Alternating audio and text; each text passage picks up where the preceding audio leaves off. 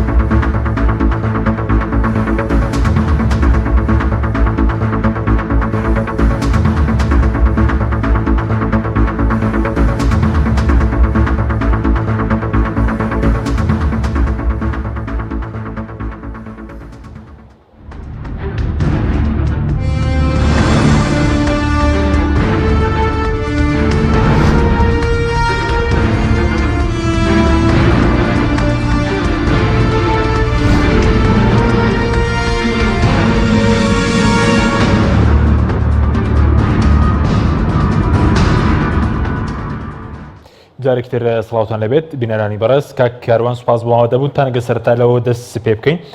بە دیاریکراوی لە کۆبوونەوەکەی ئەمڕۆ چیتان دەستکەوت لەبارەی موچە و چارەنووسی موچەی مانگی سێ؟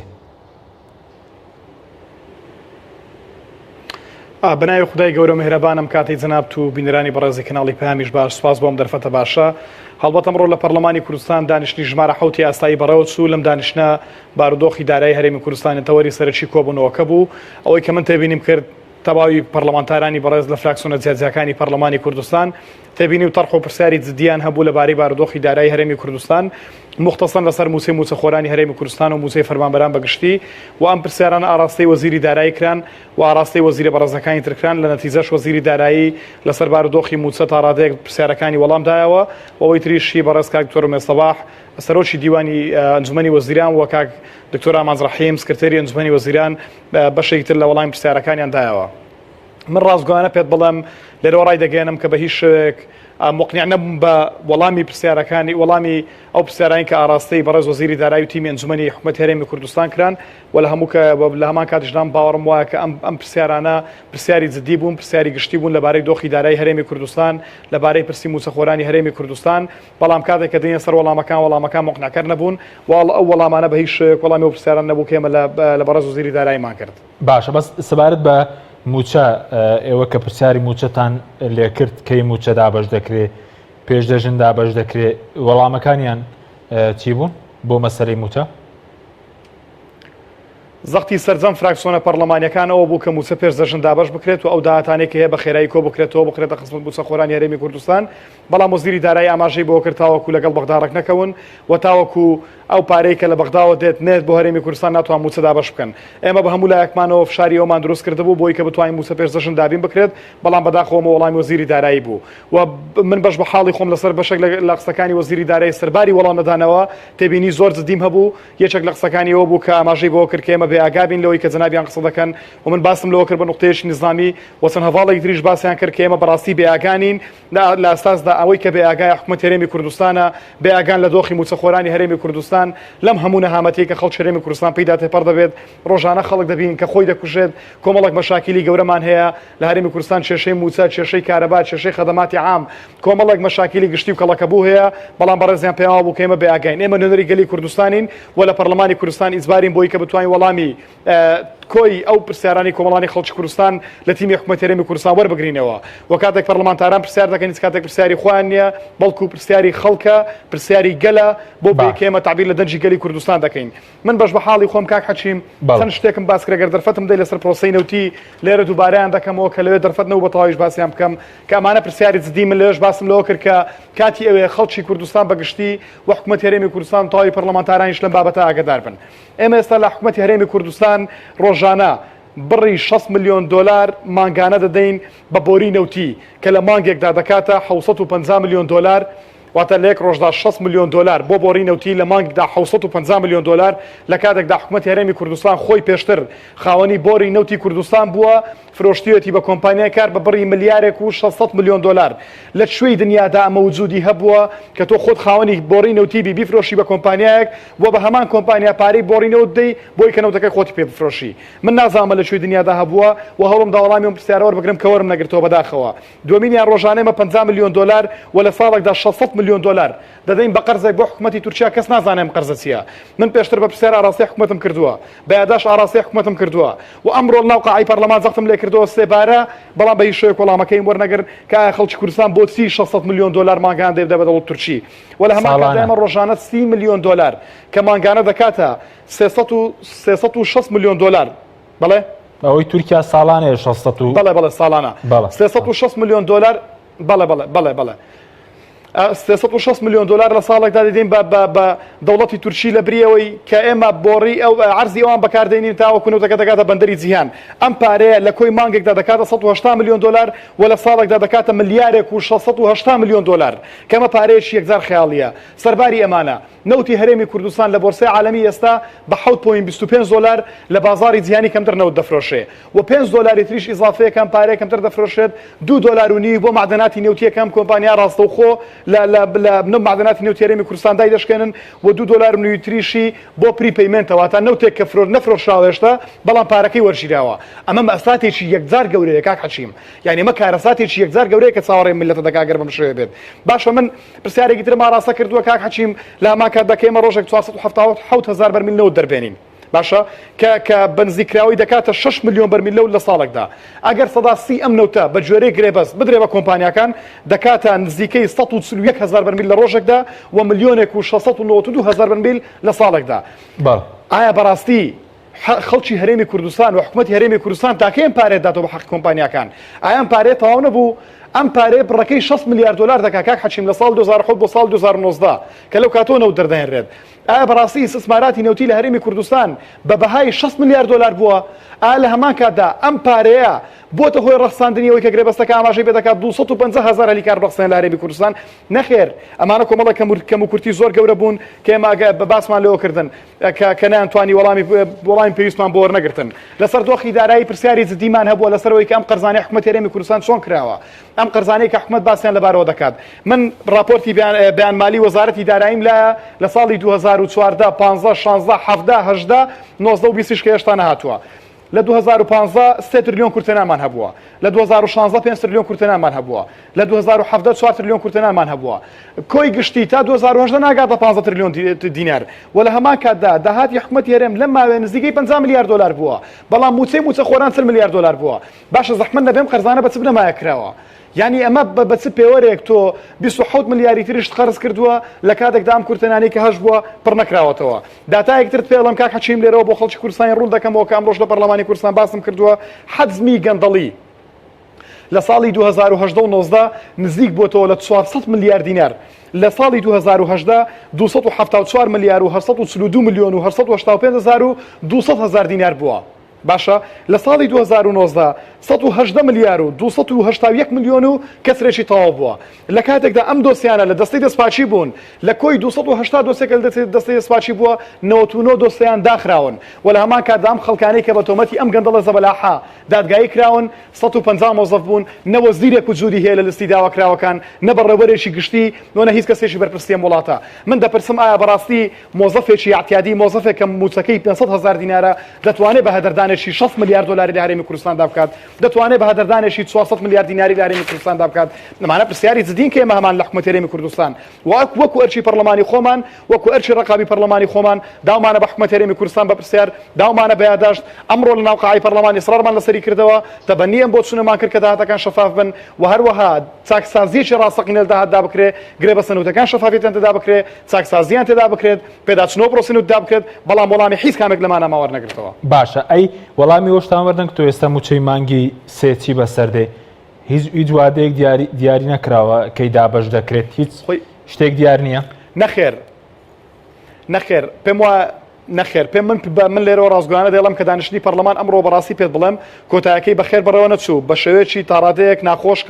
کەوتە کۆتایی و سەرۆکی پەرلەمان کۆتایی بە دانیشتنەکەینا بۆ ڕێگریکردن لە هەر گرژێکە ڕووبدا لەبەرەوەی کە کۆی پەرلەمانتاران سوور بوون لەسەرەوەی کە دەبێ وادەیەک دیاری بکرێت بۆ موسەی موچەخۆرانی هەرێمی کوردستان و دەبێ حکومەتی هەرێمی کوردستان ملزم بکرێت لە بەرامبەردا حکومەت باس لەوە دەکات کە موچە ناتوان دابی بکەن لە ئێستادا چونکە پارەیەش تاویان لەبەردەست نییە بەڵام من دەپرسم ئەگەر حکومەتێک نەتوانێت موچە دابین بکات کارەبا دابین بکات ئەو خەدەماتە گشتەکان دابین بکات نەتوانێت لە معانات و کێشەی هەوڵاتیان تێبگات نەتوانێت ئیدارەی قەیرانەکان بدا کە لە ئێمە لە دەی سەی 2020 واتە لە سەرەتای مانگی سێ ئەم ساڵدا ئێمە حکومەتمان ئاگادار کردوتەوە لەوەی کە دووساری قەیران دەبێت پێویست وایە کە خۆی بۆ ئامادە بکات کە گوێی نەگرت حکومەتێک کە بەم ئاستە بێت باشترین چارەسەری ئەوەیە کە بەر لەوەی لە پەرلەمان ناچار بکرێت خۆی ئیستیقالە بکات و دەست لە کار بچێشێتەوە و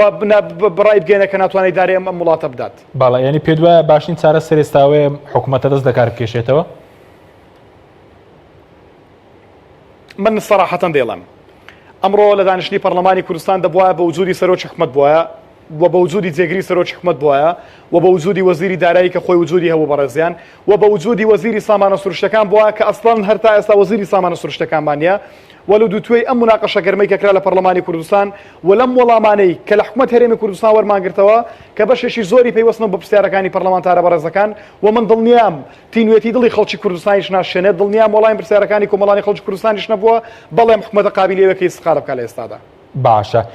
بەس خەڵک ڕەنگە بڵێن بۆچی ئەگەر پەرلەمانتارەکانی یەکێتی بەم شێوە قسە دەکەن خۆیان لە حکومەت ناکشێنەوە ئەگەر پێیان وایە ئەم حکومەتە بێئاگایە لە ژیانی خەڵک پێویستە دەست لە کارکەش بۆ لە خۆتانەوە دەست پێ ناکەن کاک حەشیم جان زۆر زارم پرسیار ئاڕاستی ئێمە دەکرێت کە جارێ ئێمە دەوری معارەزە دەبین یان دەوری پەرلەمانتار دەبین من حەزەکەم ڕوم کەمەوەی زەمە سەر پرسیارەکەی جەنابەت کە بۆچی لە حکومەت ناکشینەوە ئێمە وەکو پەرلەمانی کوردستان و فراکسیۆنی یەکێتی نیشتیمانی کوردستان هەوڵمان داوە پەنجە بخەینە سەر برینەکانی هەرێمی کوردستان و هەوڵمان داوە کە چاو نەپۆشین لە کۆمەڵێک نەعەدالەتی گەورە کە لە هەرێمی کوردستاندا دەڕۆن و لە هەمان کاتیشدا لەبەرەی خەڵک بین لەوەی کە ماف و داواکاریەکانی خەڵکی کوردستان بگەێنین بە حکومەتی هەرێمی کوردستان و ڕێگەچاری پێویست بدۆزینەوە ئەم پرسانەی کەم باسم کرد پێشتر بە یادداشت بە تەحەداوە دێڵم ئەرشیفی پەرلەمان بە شایەت دەگرم کە بۆ هەموو پرسانە چارەسەرمان داوە بە حکومەتی هەرێمی کوردستان بە ئەمڕۆ شەوە کە قسەمان کردو مناقەشەی بابەتانەمان کردووە بەڵام ئەرچی پەرلەمانتار بەگشتی ئەوەیە کە دەورێکی ڕقابی ببینێت وی لە هیچ شوێنێکی دنیادا نە بۆ پەرلەمانتار بێ بە قسەکەری حکومەت جگە لە بابەتێکی ئەمنی قەومی یاخود بابەتێکی استراتیژی کە پێشترەوە ماوتووە و هیچ بابەتێکی ئەمنی قەومی استراتیژ ناتوانێت ناو پەرلەمانی کوردستان جگەلەوەی کە پێویست بۆ بە پەیوەست بە ژیان و قوتی خەڵکەوە بۆ ئێمە دەبێت لە بەرەی خەڵک بین نەکە فراکسیۆنێشتی بەڵکو تەواوی فراکسیۆنەکانی تری پەرلەمانی کوردستان یەکێتی بۆچی لە حکومەت ناکشێتەوە من پێم وایە هەڵگرتنی بەرپرسیارەتی کارێکی ئاسان نییە یەکێتی نیشتیمانی کوردستان خۆی بە داڕەژەری بەردی بناغی حکومەتی هەرێمی کوردستان دەزانێت و لە هەمان کاتیشدا بەرپرسیارەتێکی گەورەی مێژووی هەڵگرتووە و ناکرێ بەڕاستی بە شێوەیەک بێکم حکومەتە بەجێ بێڵین بۆ خەڵکانێک کە ئەسڵەن بیریان لای قوت و ژیانی کۆمەڵانی خەڵکی کوردستان نییە ئەگەر متابعە بکەین لە ماوەکانی ڕابردوو جەنابی کاقوباد بە سەرپەرشتی جەنابیان تیمێک چۆ بەغدا بۆی کە دانوستان لەگەڵ حکومەتی ناوەندی بکرێ بۆچی ڕۆشتۆ بۆی کە حەق و شایستە دارایەکانی کۆمەڵانی خەڵکی کوردستان بەدەستبێنین ئەگەر بگەینە قەنەعەتێک کە ئێمە ناتوانین حەق لەناو حکومەتدا بەدەستبێنین هەڵبەتمانەوەمان لە حکومەت پرسیارێکی جدینیا بێت بۆیە من دڵنیار دەکەمەوەمانەوەی یەکێتی نیشتیمانی کوردستان لە حکومەتی هەرێمی کوردستان هۆکارە بۆی کە بتوانین بژێوی ژیانی خەڵک دابین بکەین موچەی موچەخۆرانی خەڵکی هەرێمی کوردستان دابین بکەین و حەق و شایستە دارایەکانی خەڵکی کوردستان لە بەغداوە دابین بکەین باشە بەس لەگەڵ بەغداش هیچ ڕێکەوتنێک دەکرێت چونکە لە سەرەتایەم کابینەوە هەموو جارێ دەڵێن لەگەڵ بەغدا ڕێکەوتن نزیکە ئەمڕۆژ وەزیری هەرێم بۆ کاروباری بەغدا هەروتی ڕێکەوتن نزیکە و هیچیش دیار نییە بەڕێز وەزیری هەرێم بۆ کاروباری بەغدا کۆمەڵێک شیکردنەوەی کرد لەسەر ڕێکەوتەکانی بەغدا و هەرێم هەم لە دانیشتنەکەی ژمارە 6 دوێنێ و هەم دانیشتنی ژمارە 7 ئەمڕۆ و بەڕێزیان باسییان لەوە کرد کە لەگەڵ بەغدا کۆمەڵێک لێک تێگەشتنی باش دروست بووە بەڵام لەگەڵ کابینەکەی پێشوو کە کابینە گۆڕاوە جارێ شتوشی کۆمەڵێک ئاسنگ بوونەتەوە دووبارە مەلەفەکانیان مەلەفی دانوستانەکان لەگەڵ حکومەتی ناوەندی باس کردوتەوە بۆ بەڕێزیان ئاماژەیان بۆ کرد کە ئەمڕۆ کۆمەڵێک وەڵامیان بۆ هاتوتەوە کە بەرمەبنایان وەڵامانە حکومەتی هەرێمی کوردستان خۆی ئامادە دەکات بۆی کە جوای بەغدا بداتەوە من بەش بە حاڵی خۆم گەشتبینم لە ڕێکەوتن پێم وایە کە ڕێکەوتن هەر دەکرێت چونکە عمقی استراتیژی هەرێمی کوردستان دەبێت بەغدا بێت نە تارانە نە ئەنقەرە نە هیچ شوێنێکی ترە عمقی استراتیژی هەرێمی کوردستان بەغدادا و دەبێت لە بەغداد بە جۆرەی دەستوری هەمیشەی عراقی کێشەکان یەکلا بکرێتەوە بەڵام کاتێک کە لەگەڵ بەغدا دانوستان دەکەین ئێمە کۆمەڵێک مەلەفمان هەیە کە دەبێت هاوبەشی پێ بکەین مەلەفی نەوتمان هەیە مەلەفی خاکمان هەیە و مەلەفی حەقە دەستوریەکانی تریشمان هەیە کە لە دەستوری هەمیشەی عراقیدا جێگەیان کراوەتەوە بۆیە دەبێت ئەم تەوەرانە بە پارالێل بێکەوە لەن شان دانوستانکاری حکومەت هەرێمی کوردستانەوە گفتوگۆیان لەبارەوە بکرێت بۆ بەڕێزیان ئاماژەیان بۆ کرد کە تا ڕادەیەک ئاماژەکان دڵخۆشکردن و باسی لەوە کرد کە تەسەوەڕ دەکەین نێتێکەوە بۆ لێک تێگەشتن و بۆ ڕێکەوتن لەمە دووە بەڵام من قەنەعەتم وایە بۆ کۆتا بۆم پرسیاری جەنابەت ڕێکەوتن لەگەڵ بەغدا گرنگ نییە حتا ڕێکەوتنێکی لۆژیکی نووسرا و نەکرێت لە بینی هەردوولادا پێشتر ڕێکەوتنی شەفەیمان زۆر هەبوو لەگەڵ حکومەتی ناوەندی بەڵام نەمانتوانیوە بگەین بە هیچ شتێک بۆیە من قەنەعەت دەکەم گرنگی ڕێکەوتنەکە لەوەدا دەبێت کە هەموو مەلەفەکان لەخۆ بگرێت و لە هەمان کەشدا ڕێکەوتنێکی لۆژیکی نووسراو بێت لەسەر بنەمای دەستوری هەمیشەی عراقی و ئەو مادانێک کە پەیوەستن بە حەق و شایستدارەکان و خاچی هەرێمی کوردستانەوە باشە بەس سەبارەت بە داهاتەکانی هەرێمی کوردستان بەڕێز کەمێک باسی نەوتت کرد بەڵام ئەوەی کە لە راپۆرتی لیژنەی دارایی پەرلەمان داهاتە بوو کە لە 6 مانگی ئەم ساڵە بڵین داهاتی خاڵە سنووریەکان 505 ملیار دینار بێ بۆ ینی متمانەت بەم ژمارە هەیە داهاتی خاڵە سنووریەکانی هەرێم لە 6 مانگە 505 ملیار بێ نەخێر من متمانم پێی نییە بۆچی متمانم پێی نییە لەبەرەوەی مەستێ داهاتمان هەیە لە هەرێمی کوردستان کە داهاتی ئەساسین داهاتی نەوتمان هەیە و داهاتی خاڵە سنووریەکانمان هەیە کەواتە داهاتی ناوخۆیە واتە داهاتی نەوت داهاتی ناوخۆ و ئەم تەمویلەی کە لە بەغداوە دێت بەرمەبنای موازنەی ساڵ 2019 لەگەڵ ئەو تەمویلەی کە حکومەتی ئەمریکا کە داهاتێکی لاوە چییە ئەم سێ داهاتەی کە هەمانە نەوتمان باس کرد کاک حەشیم و داهاتی ناوخۆیمان دوو بەشە داهاتی خاڵە سنووریەکانمان هەیە و لە هەمان کاتیشدا داهاتێکمان هەیە کە باج و ڕسومات و زەریبەیە بەڵێ دەکرێت خاڵە سنووریەکان تا ڕادێک داهاتیان کەم بێتەوە بەڵام خۆ ئەم خاڵە سنووریان لە کاتی هەبوونی پەتای ڤایرۆسی کۆڕۆنا بە ئێستاشەوە کە بەردەوامە لە ڕابردوو بۆ چەند ڕۆژێک ئەم خاڵە سنووریان داخراون ئەم ئاڵ و گۆڕە بازرگان تا ڕادێکی باش بەردەوام بووە کەواتە بۆچی داهاتی خاڵە سنووریەکان بۆ شوەیەکەمی کردووە ئەمە یەکەم دووەم باز لە هەموو کۆمپانیایەک ئەم کۆمپانیای کە لە هەرێمی کوردستان باز دەدەن بەشێکی زۆریان لە سەرەتای ساڵەوە باز دەدەن خۆڕۆژانە و مانگانە باز نادەن تا بڵین داهاتەکە نزیک بۆ تۆ لە سفر ئەمڕۆ بەڕێز دکتۆر مێسەباح و پێشتریش بەڕێز وەزیری ناوخۆ چەند جارێک ئاماژەیان بۆ کردووە کە داهاتی ناوخۆ نزیک بۆ تۆ لە سفر من تێناگەم لە کاتێکدا بات ساڵانە دەدرێت و پێشەچی وەرگیراوە بۆچی داهاتی حکومەت هەرێمی کوردستان لە ڕووی داهاتی ناوخۆیەوە نزیک بۆ تۆ لە سفر و لە هەمان کاتدا ئەم داهاتە ناوخۆیی کە هەمانە ئەمڕۆ شەم پرسیار ئاڕاستی بەڕێز وەزیری دارایی کرا کە گومرجی ئیبراهیم خەلیل 75 داهاتەکەی نایەتەوە زۆر لە مافیاگەردانی لەم خاڵە سنووریانە هەیە کۆمپانیا هەیە بەدایان ناوە پارە وەردەگرێت وەڵا خۆی بە یعفایەکی وەزیری دارایی کابینەی پێشۆ مەکراوە یعفای کردووە کە 75 پارەی گومرجی ئیبراهیم خەلیل نایەتەوە بۆ وەزارەتی دارایی و من تەمەنام دەکەم ڕۆکەروانە بووە وەزیری دارایی جوابی دابووە بڵێ نەخێرە معلوماتە ڕاست نییە باشە ئەمە ئەگەر ڕاست نییە بە حکومەت هەرێم خۆی جوابی بڵێن معلوماتە ڕاست نییە نەخێر داهاتی ئیبراهیم خەلیل دێتەوە بۆ یاخود داهات هەر مەرزێکی تر با لە زاخۆ تا خانەقین باسی ئەمە بۆ پەروەستخان و باشماکش ڕاستە دارایی و ژمارەی داهاتەکانیش بۆ هەر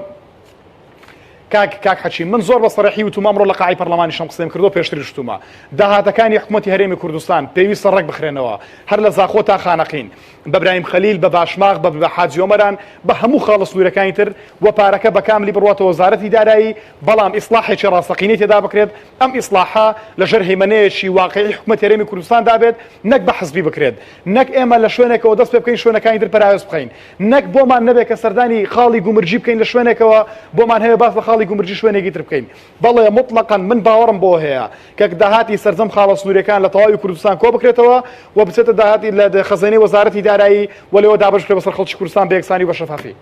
باشە ینی بەس پێشتر پەرلەمانتارەکان لەبارەی خاڵە سنووریەکانەوە باسییانەوە دەکرد کە خاڵی سنووری هەیە بەس کۆمپانیا بەڕەوەی دەبا ئێستا هەرماوە خاڵی سنووری هەبێ کارمەندی حکوومەتی لێ نەبێ کۆمپانیا حزبی بەڕەوەی ببات بەڵێ ئێستا شوایە بەڵێ ئێستا شوایە کاک حەشیم ئێمە تقریبان 4-5 کۆمپانیا عقدی جیاجیان بۆ کراوە کۆمپانیا لە ژێر ناوی جیاوە ڕۆژانە پارە لە خەڵک وەردەگرن کۆمپانیای 15,000 وەردەگرێت کۆمپانیای 10,000 وەردەگرێت کۆمپانیای 20,000 وەردەگرێت ئەمانە بە ناوی جیاجیا و وڵاتیشیان بۆ دەکرێت و لە هەندێک شوێنی خاڵە گومرجەکانی ئەم کوردستانی عفا بۆ کۆمەڵە کۆمپانیای حەزبیش کراوە بۆ معلومات جەنابەت ئەشکالەکە ئەوە نییە ئەشکالەکەوێت کە بڕیارێک لە ئەنجومەنی وەزیران دەرچووە بە بڕیاری 606 بۆی کە ئەم خاڵە سنووریانە ئەم کۆمپانیانە گرێبەستەکانیان هەڵبۆشێتەوە سەرۆکی لیژنەکە بەڕێز وەزیری داراییە بۆچی ئەم ماوەی سێ مانگەم گرێبەستانە هەڵناوەشێنێتەوە بۆچی ئەنجومەنی وەزیران بە کۆی دەنگ هەڵی ناوەشێنێتەوە بۆچی وەزیرە بەڕێزەکان کە پێیوەستن بەم بابەتە هەڵی ناوەشێنەوە بۆچی دەست ناکەم بە چاکسازێکی فعلی لە داهاتی ناوخۆ بۆچی دەست ناکەم بە چاکسازێکی فعلی لە داهاتی نەوت لە داهاتەکانی تر بۆی کە بتوانین اعتیمادمان لەسەر سێکتەرەکانی تر بێ بۆی خەڵکی کوردستان بە ڕەفاهیەتەوە بتوانێت لە ژێر سایە حکومەت هەرێمی کوردستاندا بە شادی و بە ئارامی و بە عەدالەتەوە بژێت بەڵام بەم عەقڵێتی کە من دەیبینم بۆی کە ئێمە ئێستا دەیبینین بەو جۆرە عەقڵێتە عەسکەرتاریەتە بۆی کە دەست نابن بۆ خاڵە سنووریەکان بۆی کە دەست نابن بۆ داهاتێکی فعلی چارەسەری کێشەی داهاتی نەوتی بۆی کە دەست نابن بۆ شەفافیەتی گرێبەستە نەوتیەکان بۆی کە چوون باجەکانی کۆمپانیا نەوتیەکانیان ئیعفا کردووە لە بەرامبەر هیچ شتێکدا کە لە دنیا دەشتیوانە بووە من پێم وانە ئەمەنیەتی چاکسازی و ئیسلاح بێت بۆ پێم وانە ئیسلاحش ڕەفاهیەت و عەدالەت بۆ خەڵکی هەرێمی کوردستان بەدی بێنێت باشە سەبارەت بە داهاتی نەوت پرسیارێکی تر ئەوەی کە لە راپۆرتی لیژنەی دارایی داهاتوو لە 3 مانگە داهاتی نەوت مانگی 4 و 5 و 6 283 ملیار بێ کە ئەگەر دابەشی سێکەین 94 ملیار دینار مانگانە دەکات وەزیری داراییش باسی لەوە کرد کە داهاتی نەوت ئێستا دەچێتە ئارتی بانک دوایی دێتەوە وەزارەتی دارایی بۆچی ناکرێت ڕاستەوە خۆ داهاتی نەوت بێتە سەر حسابی وەزارەتی دارایی بۆ دەچێتەوە بانقە لێ هیچ بەرهەچوونێکتان کردووە؟ وەڵام پرسیارە بەڵێ دەم پرسیارە حەقە لە حکومەت هەرێمی کوردستان بکرێت کە من تێناگەم بۆچی ئەسڵان نەکەرەمە کاک حەشیم ینی کۆمەڵێک مەشاکلی گەورە لە بنەما و ڕوکنی ئەساسی لە بابەتی نەوتیدا کە ئێمە هەمیشە پرسیارمان لەسەری هەیە بۆ پرسیاریشمان کردووە لە میدیاش باسمان کردووە لە پەرلەمانیش باسمان کردووە و هەنگاوی چارەسەریشمان بۆ گرتووەتە بەر ئەم پارەیە کە دەڕاتە بانقی یارتی بۆ دەڕاتە بانقی یارتی بۆ ناڕاتە بانقێکی تر لە هەمان کاتدا ئەم پارەی وەکو بۆڕەکە کە باسم کرد بۆ دەدرێت بە کۆمپانیایشی ئەهلی لە هەمان کاتدا بۆ خۆت بۆنگانە پارە دەی بە هەمان کۆمپانیا بۆی کەنەوتەکەت بۆ بگوازێتەوە لە کاتێکدا دەبێت ئەم بۆڕیە بە گوێرەی یاسا لەژێر هەیمەنی حکومەتی هەرێمی کوردستان دابێت حکومەتی هەرێمی کوردستان بۆچی نایەت کۆمۆ دامەزرێنێت بۆچی نایەت عفوان بۆچی نایەت کە یاسای ژمارە 22 ساڵ 2007 تەفعیل بکات بۆی خۆی لەم کێشانە بەدوور بگرێت یعنی ئەمانە کۆمەڵێک مشکلەن کێشە هەر بانقی یارتی نییە هەر بانقی کوردستان نییە هەر کۆمپانیای کار و سەلاحەدین و لازان و کۆمەڵێک ئەو نین ئەشکالەکە لە کۆی پرۆسەی نەوتە لە هەرێمی کوردستان ئەشکالەکە لە کۆی مەلەفی داراییە لە هەرێمی کوردستان نەشەفافە و نە هیچ معلوماتێکی دقیق هەیە و من نەباوەڕیشم بە هیچ کامێک لە بەیان مالیەکانی حکومەتی هەرێمی کوردستان و راپۆرتی لیژنەی بەڕێزی داراییش هەیە بۆ لە بەردوو هۆکار لە بەرووی داداکان لە حکومەتی هەرێمی کوردستان وەرگیراون و لەلایەن دیوانی چاودێری داراییەوە تەصدیق نەکراون لە دنیادا نەبووە کە تۆ راپۆرتێک بنێری بۆ پەرلەمان راپۆرتێکی دارایی بێت بەڵام دیوانی چاودێری دارایی ڕقابی تەصدیقی نەکات ئەی زەحمەت نەبێت چیم دیوانە چییە ئەرچی دیوانی چاودێری دارایی چی ئەگەرنێت ئەم ژمارانەمان بۆ تەصدیق بکات و ئەگەر بڵند تەصدیقمان کردووە نەمانداوە نوسخەسلێکە لە پەرلەمانیە زەحمەت نەبێت مستەجەلاتی ڕقابی لە شوێیەکە لە دیوانی چاودێری داراییە ئێگاک حەچیم ئەمانە ئێمە ڕۆژانە باسمان کردوون و هەزاران زار داوامان لە حکومەتی هەرێمی کوردستان کردووە تەنانەت بۆ زارێکیش ئامادە نەبوون کە وەڵاممان بدەنەوە باشە کاتم زۆر کەمەوە بەس سەبارەت بۆی کە لەم کابینەیە هیچ شتێک نەگۆڕاوە لەبارەی زیادکردنی داهات کەمکردنەوەی گەندەڵی چ لە خاڵی سنووری چ لە نەوت چ لە باج و داهاتی ناو هیچ نەگۆڕاوە گەندەڵەکە وەکو پێش و بەردەوام یاخود بڵێن زیادی کردووە کاک حەشی من پێم وایە تا ئێستا شێشە مشاکلەکان بەردەوامن حکومەتی هەرێمی کوردستان هەمیشە باس لەوە دەکات ئەمڕۆ تیمە وەزارەکەی ئەنجومەنی وەزیرانیش باسییان لەوە کرد کە ناونیشانی حکومەتە شەفافیەتە و لە هەمان کاتیشدا چاکسازیە من نە شەفافیەتم بینیوە تا ئێستا نە چاکسازیم بینیوە چاکسازیەوەیە کە لەم خاڵانە بکرێت کە باسمان کرد پێشتر و شەفافیەتەوەیە کە خەڵکی هەرێمی کوردستان دەستی بگا بە داتاکان نەکەر خەڵکی کوردستان بەڵکو نێنەرانی خەڵکی کوردستانیش دەستیان بەم داهاتان ناکات من تەحەدا دەکەم تا ئێستاش لە سەرۆکی پەرلەمانەوە تا ئاخرێندا پەرلەمان و بەشێک لە وەزیرە بەڕێزەکانیش معلومات تەواویان لەسەر پرۆسەی نەوتی هەرێمی کوردستان هەبێت معلوماتیان هەبێت کە دوایین گرێبەستی نەوتی لە کەڵک چۆن واژۆکراوە معلوماتیان هەبێت لەسەرەوەی کە ئەم پارەی کە باسم کرد لەگەڵ تورکیا کە 6 ملیۆن دلار و ساڵانە پارەیەکی خەیاڵ دەکات لە بریتیە درێ بە تورکیا معلوماتی هەبێت کەم قەرزانی حکومەت هەرێمی کوردستان لەسەر چی و لەسەر چبنەمایەک و بۆچی و سەقفە زەمانەکەی کێ و بۆچی کراون یعنی ئەمانە کۆمەڵێک شتم من تا شەفافیتیان تێدا نابینم و چاکسازیشی سنگاوێکی ئۆتۆم نەبینیوە بەڵام نیەت ڕەنگە هەبێت وەی کە دەیبینین کە حکومەت هەرێمی کوردستان دەڵێ نیەتی چاکسازیمان هەیە ئەگەر نیەتی چاکسازی هەیە دەبێت چاکسازی پرۆسەیەک بێت ئەمە بەو نیەتەش دەنگمان پەیدا بەڕاست کاک حەچیم دەنگمان پەیدا بۆی کە پرۆسەیەک بێت پرۆسەیەکی بەردەوام بێت پرۆسەیەک لە خەرجی لە داهات و لە سلکتەرەکانی حکومڕانی لە هەرێمی کوردستان بەڵام تا ئێستا نەک لە داهاتوو لە سلکتەرەکان بەڵکوەوەی کە لە خەرجیش نەمان بۆی داوناسە دوواری جێبەجێکردن بەداخەوە نیەتێکەیە بۆی کە دەرماڵە بڕن لە بری چاکسازی من دەپرسم ئەم هەموو مەلەفە گەندەڵە لە هەرێمی کوردستان هەیە دەست دەبین بۆ موچە و دەرماڵی هەرێمی موچەخۆرانی هەرێمی کوردستان موچەخۆرێک کە بە 2 مانگ بڕی 500,000 دیار موچەکەیەتی پێشمەرگەیەک 500,000 دیار موچەکەیەتی بە 2 مانگ وەری دەگرێت خانوەکەی 250,000 دینارە هەر پێشەوەی موچەکەی وەرەگرێت 300,000 قەرزاری بازار بۆتەوە زەحمەت نەبێت دەرماڵەکەی دەبڕی بەچی بژیان پێشمەرگەیە زەحمەت نەبێت ڕۆژانە خەڵک خۆی دەکوژێت یعنی ئەم بێئاگایە من نازانم یعنی چی من تێناگەم ئەم هەموو ناشەفافیەتە ئەم هەموو نەعەدالەتیە ئەم هەموو گەندەڵی لە وڵاتە یعنی بەڕاستی من تێناگەمانە بۆچی ناگەنەوە قەنەعەتی کەبیر لێ بکەنەوە فعلەن دەپێویستمان بۆ یەکە چاکسازیشی ڕاستەقینە بکەین خەڵک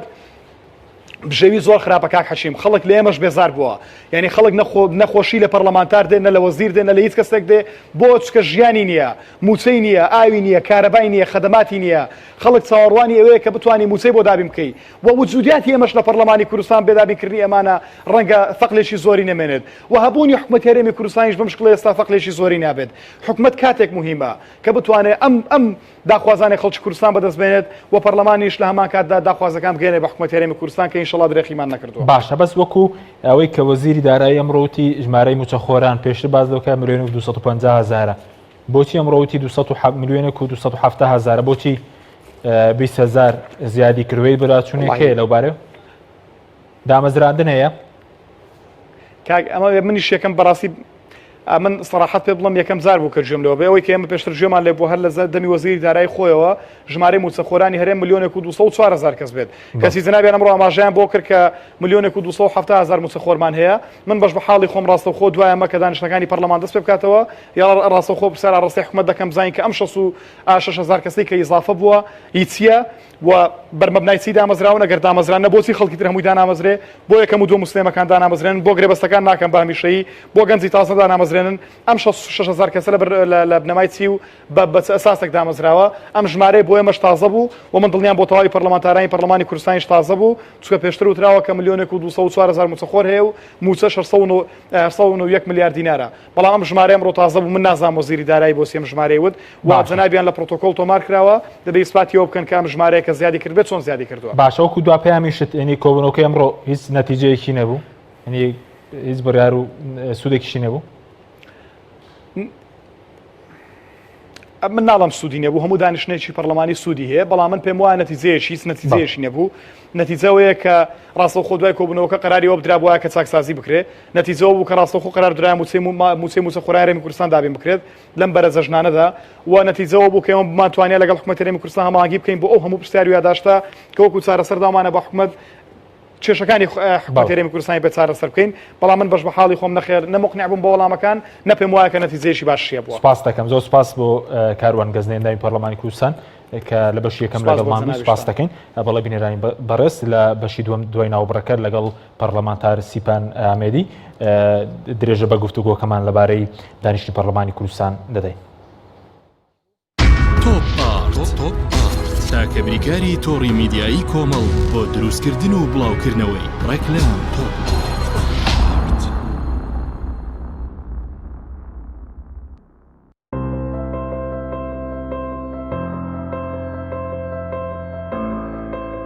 چونکە شیر لە ژیانی هەموماندا گرنگی خۆی هەیە من باشترین شیرم بۆ خێزانەکەم هەڵبژاردووە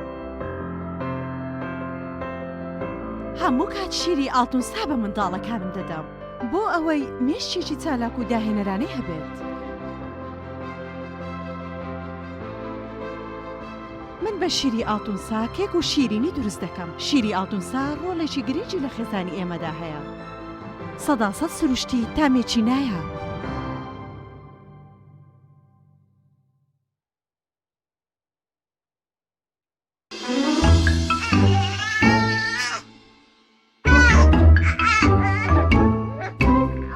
منداڵەکەت هەوڵ ئەدات شتێکت پێ بڵێت؟ ڕەنگە ئازار بکێشێ بەهۆی خراپی دایبیەکەیەوە. ئێستا ئەتوانی دایبی لەم ساجۆی تەندروست تاقی بکەیتەوە بۆ ئاسوودەی مناڵەکەت. لاتەنیشتەکانی لاستیکین. زۆر بە خێرایی وشک ئەبێتەوە. پێستی مناڵەکەت بە وشکی ئەهێڵێتەوە. شەوێکی ئاسوودە و بەیانیەکی پڕ لە چالاکی پێدەبەخشێت. ئاسوودەیی مناڵەکەت لەگەڵ لەم ساجۆی دەست پێ ئەکات. ئایا تا ئێستا کێشەی کارەبات هەیە؟ بێزار بوویت لە کێشەی کەمی کارەبا و بڕانی بەردەوامی؟ بە دوای کارەبایەکی بەردەوام و بێکێشە و تێچووی کەمدا دەگەڕێیت؟ ئەوە فانسی پاوەر سەرجەم و کێشانەی بۆ چارەسەر کردویت بە دانانی سیستەمی سۆلار و وەرگرتنی وزە لە خۆرەوە بە بەکارهێنانی باشترین مەوادی ستانداردی جیهانی کە سەرجەمیان گرنگی چەندین ساڵیان لەگەڵدایە. بە سەرپەرشتی ئەندازیار و ستافی شارەزا و بازمون کارەکان جێبەجێ دەکرێن. ئەم سیستەمە دوورە لە تێکچوون و هیچ تێکوێکی ڕۆژانەی نییە. هەروەها بە دۆستی ژینگە ناسراوە و ژینگە لە پیسبوون دەپارێزێت. فانسی پاوەر بۆ داهاتوویەکی ڕووناکتر. ناونیشان سلێمانی، شەقامی مامۆستایان، نزیک شەقامی قەنات، تەلاری جاسەنا. 0 153 85 ئەم کوڕانەوی چالاکە حەزی لە چپسێکی چاکە بۆیانی تاکە دروستە و زۆر ئەم چەشناوی پاریە لە چپسێنی نییە مینی تامی سروریە هیچ چپسێک وەک ئەو نییە هەژوانیش کوڕێکی جوانە حەزی گێرانە عادی لە دایک بوونە چپسی نینی بوو هەڵبژار دەکەی هاوڕێی مناڵانە تامی خۆشە و بێزیانە بۆ ڕەنگی هەمە جۆرەوە و قەپار زۆرە بشاری نینی تامی لە یاد نەکراو برنجێک بخۆن کە دڵنیابن لەسەر چاوەکەی چونکە تەندروستیتان لە هەموو شتێک گرنگترە. برنجی سروشتی شیمال باشترین جۆری برنج لە تەواوی دنیا، ئەویش بەهۆی ئەوەی لە خاکێکی بەپیت و جەوێکی شێدار و باراناوی شیمالی ئێراندا دەڕوێت. برنجێکی سروشتیە و هیچ مادەیەکی کیمیایی و حافزەی تێکەڵ نییە و هیچ زیانێکی بۆ سەلامەتی و تەندروستی و قەڵەوی نییە. بگرە زۆریش بەسوودە. پێکاتە و ڤیتامینەکانی برنجی سروشتی شیمال پرۆتین، ئاو، ڤیتامین ئی، کالیسیۆم، ئاسن، مەگنیسیۆم، مەنگەنیز، پۆتاسیۆم، ڤیتامین B1، B2، B3، B5، B6 واتە ئەم برنجە برنجی کارگەکان نییە خاڵی بێت لە ڤیتامین، بەڵکو و چڵتوکە و خۆمان کڕی دەکەین. شێوازی لێنانی لەگەڵدایە.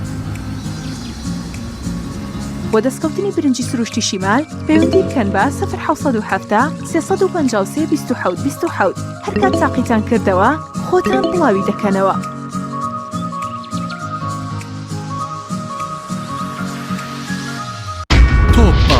تۆپ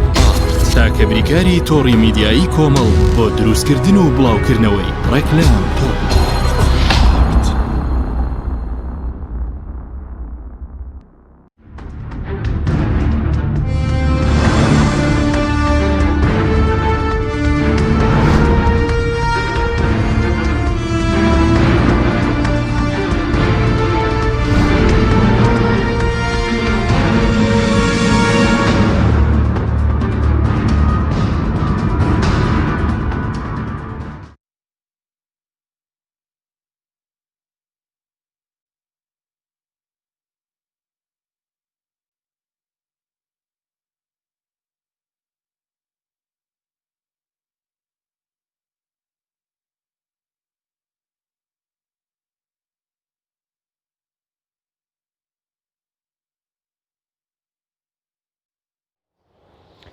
جارێکتر سڵاوتان لەبێت بینەرانی بەڕێز و خۆشەویست لە بەشی دووەمی بەرنامەکەماندا میوانداری پەرلەمانتار سیپان ئامێدی ئەندامی پەرلەمانی کوردستانمان کردووە لە فراکسیۆنی نەوەی نوێ. دیارە ئەمڕۆ کۆبوونەوەی پەرلەمانی کوردستان لەبارەی دۆخی دارایی هەرێمی کوردستان بەڕێوە چووە تێیدا راپۆرتێکی لیژنەی دارایی پەرلەمانی کوردستانیش خوێنراوە لەبارەی داهاتەکانی هەرێمی کوردستان کە بەپێی راپۆرتەکە لە شەژمانگی یەکەمی ئەم ساڵ بڵین داهاتی گومرگ و خاڵە سنووریەکان لە 1 2020 تاوەکو 36 2020 505 ملیار دینار بووە. هەروە سەبارەت بە داهاتی بڵین باجیش لە ناوخۆی هەرێمی کوردستان لە 1 2020 تاوەکوی 31 2020 154 ملیار دینار بووە. دیارە ئەم ساڵ لە ماوەی ڕابردوش لە عێراق بڕێک پارە هاتووە پێشەوەی کە ڕابگیرێت بڵین 222 ملیار بۆ مانگی 4 دیارە نایدرا بوو ما بۆ ئەوەی تر بە قەرز درراوە. هەروە هاوپەیمانانیش ماگانە 21 ملیار دینار بڵین بۆ حکومەتی هەرێمی کوردستان دەنێرن. کاک سیپان سوپاس بۆ ئامادەبوونتان. ئەگەر سەرتا لەوە دەست پێ بکەم دەمەوێت سەرنجی بەڕێژ بزانم لەبارەی وەڵامەکانی وەزیرەکان بە تایبەتی وەزیری دارایی لەسەر موچە و دۆخی دارایی هەرێم وەڵامەکان بۆ ئێوە جێی متمانە بوو؟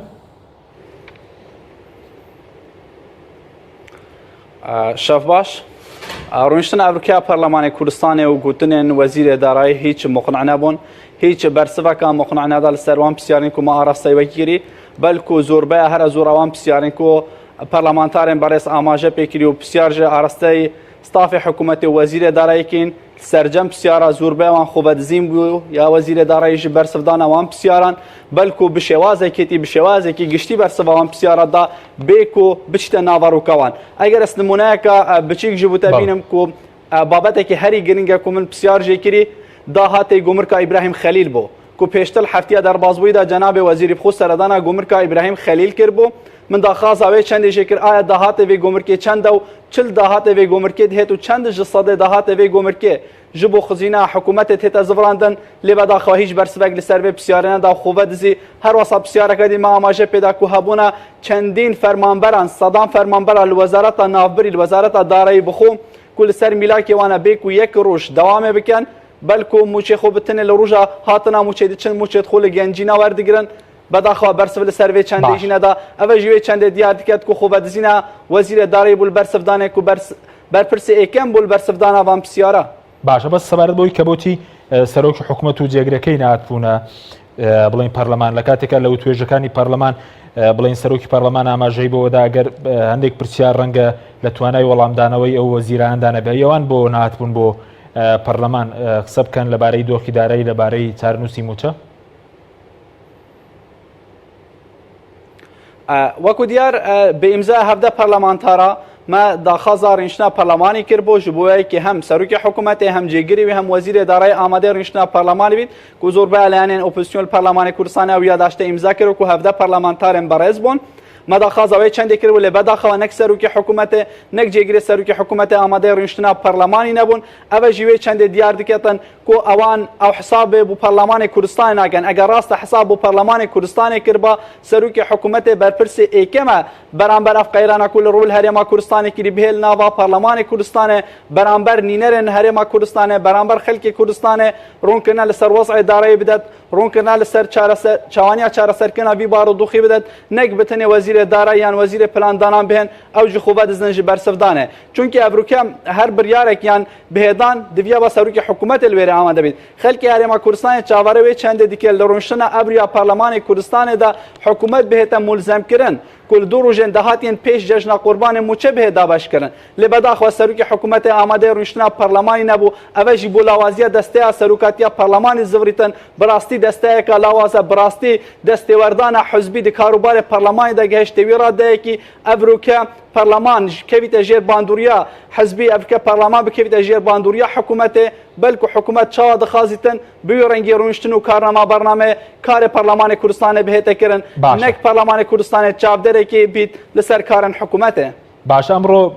بلين كوبنو كماويكي زوري خيانتي هیچ شتێک تازەی تێدا بوو لەبارەی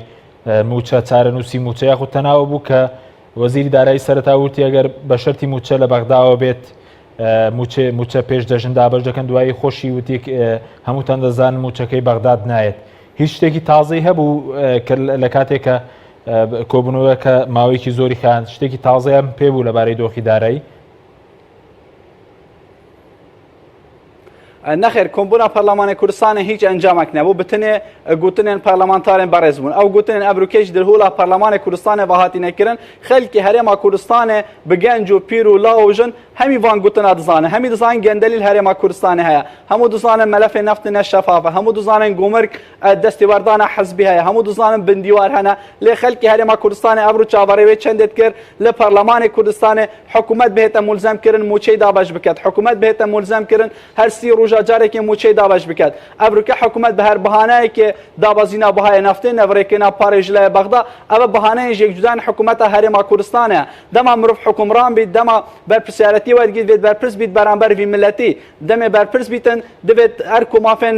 هەوڵاتیان و فەرمانبەران دامی بکات دەما حکوومەتێک نەشێت موچێ فەرمانبەرت خۆ دابین بکات بەڕاستی ئەف حکوومەتە پێتیڤی وێ چەندەیە دەژ کارڤە کێشت و حکوومەتێکە ڕزگاری بێت پێشکینان ji بۆیەکێ بشێتن ئەوان قەیرانن 29 ساڵە یەکێتی و پارتی لە هەرێما کوردستانê سەبەبێ سەرەکی ئەوان قەیرانە و بەشێندی لایەنێ دین و بەشداری دکابینن حکوومەتێ کردی بە ڕێژا خو بەشدارن دەبێ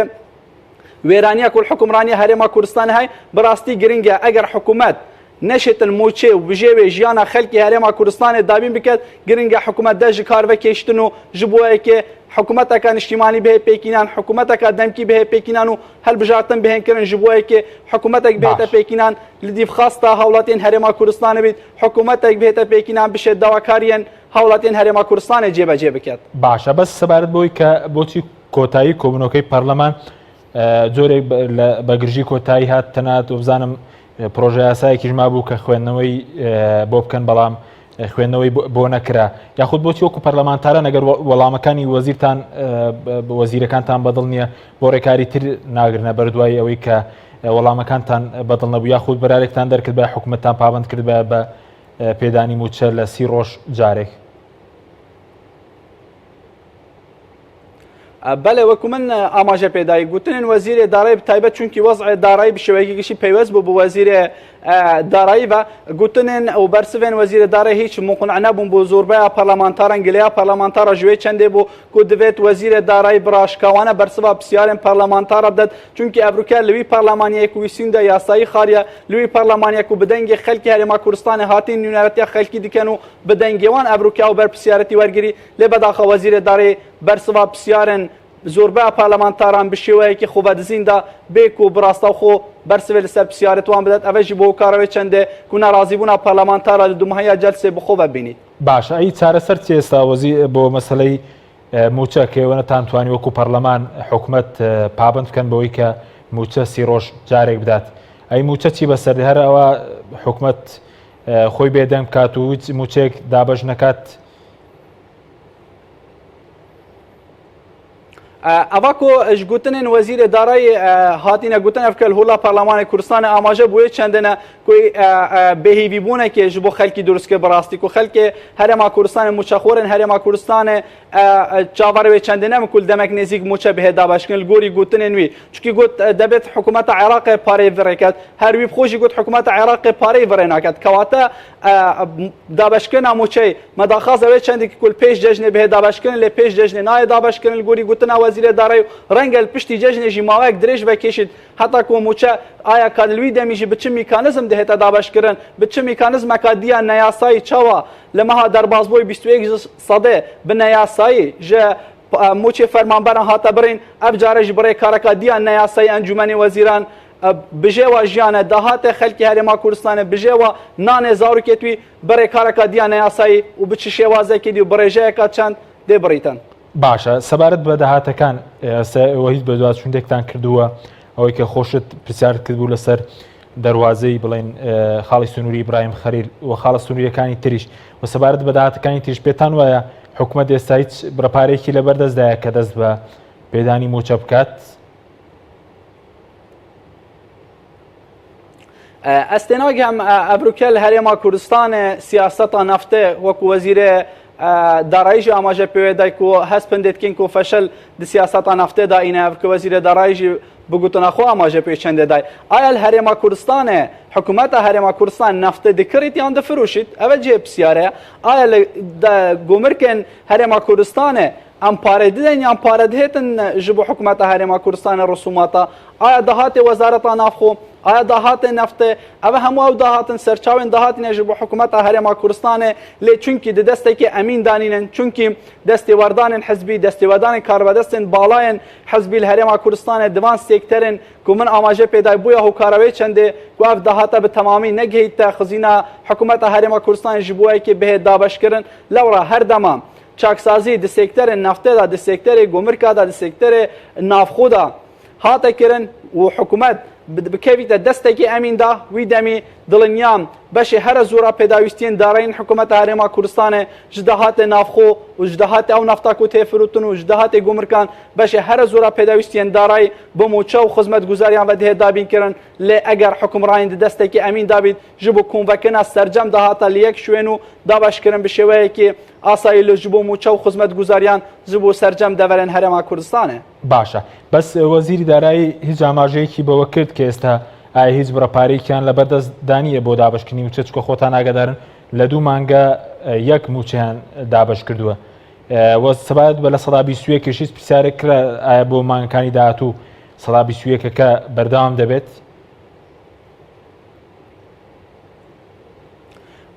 گوتنên wezîrê daraya Amajepûyê çendê da ku eger pare berdest bît renge bi tenê pare hevpeymana berdest ew ji bo ku hêzên qaramanên pêşmerga dihêta dabînkirin ew pare mehane bi şêweyekî yanî durist di mayekî destîşankirî da digihête destê hikûmeta Herêma Kurdistanê gorî gotinên wî jî dahatê navxwe rojane dihête konvekirin û dahatê neftê jî bi şêwazê jî yek cuda dihête digihête destê Wezareta Darayî li gorî gotinê wî bi rastî hîç umêdek niye ji bo dabeşkirina mûçê meha sê di mayekî nêzik da ava ku em dibînin jî eger li gorî projê çaksaziyê bî mûçe bihêta dabeşkirin ew ê mûçê meha heft bihêta dabeşkirin a li vêrê cihê pisyare mûçê meha 3 û 4 û 5 û 6 çarenivîsê wê de çi lê hêtin aya ev mûçe de ça hête dan aya lêbirîna 21 ji sedê bi çi asayekî hate kirin aya ew 21 sedê ça dihêta vegerandin ji bo hewlatiyên Herêma Kurdistanê ji bo mûçexorên Herêma Kurdistanê eger pêştir bi navê paşkeftî bîtin